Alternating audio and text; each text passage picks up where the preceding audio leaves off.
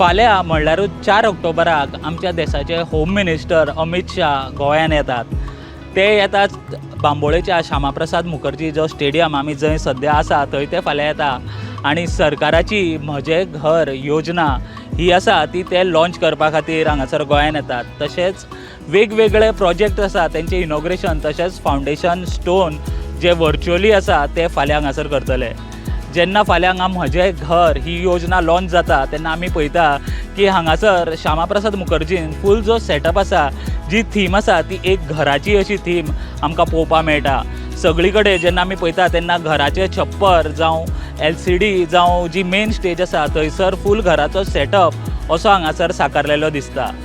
मानादीक home minister Amit Shahaji हे गोंयांत येता 4 तारखे दीस.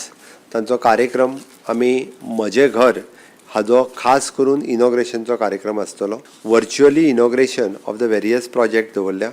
7 प्रोजेक्ट जे NBCC करता.